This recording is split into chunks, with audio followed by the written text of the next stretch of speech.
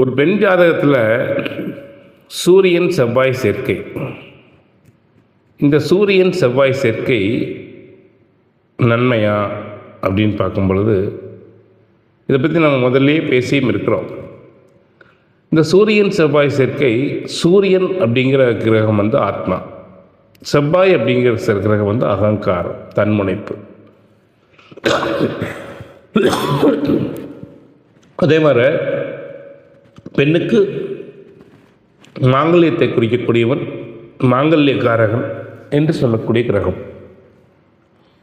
இந்த சூரியனும் செவ்வாயும் சேர்ந்திருப்பது குற்றம் அப்படிங்கிறது ஜோதிட அலங்கார பாடலில் இடுகதிர் செவ்வாய் கூடி எங்கே நிற்பினும் வாலிபன் தண்ணில் அமங்கலையாவாள் என்பது ஜோதிடத்தினுடைய ஒரு பாடல். இதை படிச்சுட்டு நம்ம பயந்துடுறோம், சூரியன் செவ்வாய் சேர்க்கை இருக்குது அப்படின்னு. இந்த சூரியன் செவ்வாய் சேர்க்கை எல்லா லக்னங்களுக்கும் தோஷத்தை தருவதல்ல. மருத்துவத்துறை, மிகப்பெரிய ஒரு ஆளுமையுடைய துறையில் போய் அவங்களை அமர்ந்து வைக்கிறது இந்த சூரியன் செவ்வாய் தான். நிர்வாகம் இதெல்லாமே சூரியன் செவ்வாய் தான். மிலிட்ரி, இராணுவம், மருத்துவம் இதில் கொண்டு போய் குறை வைக்கும். அரசியல். ஆனால் என்றைக்குமே ஒரு பெண் வந்து ஆளுமை உடையவளாக வரும் பொழுது இல்லற வாழ்க்கை பாதிக்கத்தான் செய்யுது.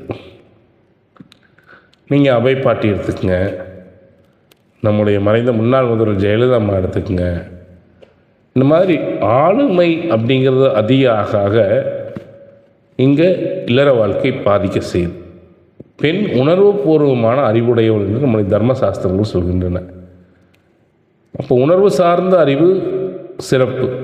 ஆளுமையான அறிவு வரும் பொழுது அவங்களால இணங்கி போக முடியறதில்லை. அதுதான் பிரச்சனை. இது யாருக்கு சார் பாதிக்கும்? நான் பெண்களை குற்றம் சொல்லலை, பொதுவாக பெண் ஜாதகத்தில் எப்படி தோஷம் செய்யுதுங்கிறத சொல்கிறேன், புரியுதுங்களா? அப்போது இந்த சூரியன் செவ்வாய் யாருக்கு தோஷம் செய்யுது? மாங்கல்ய தோஷம் செய்யுது, வாலிபன் தண்ணில் அமங்கலை ஆகக்கூடியது செய்யுது அப்படின்னா சூரியனும் செவ்வாயும்.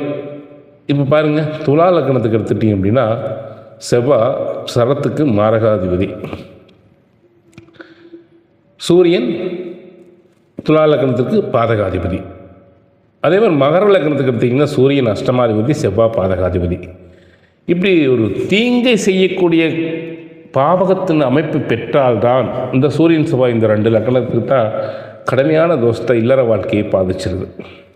இவங்க என்ன பண்ணணும் அப்படின்னா, திருமங்கலக்குடி அப்படின்னு ஒரு கோயில் இருக்குது, சூரியனார் கோயில்கிட்ட. அங்கே போய் சுவாமிக்கு அபிஷேகம் பண்ணி அம்பாள் கையில் மாங்கல்ய கயிறு இருக்கும், அதை எடுத்து வந்து தாலி கட்டணும்.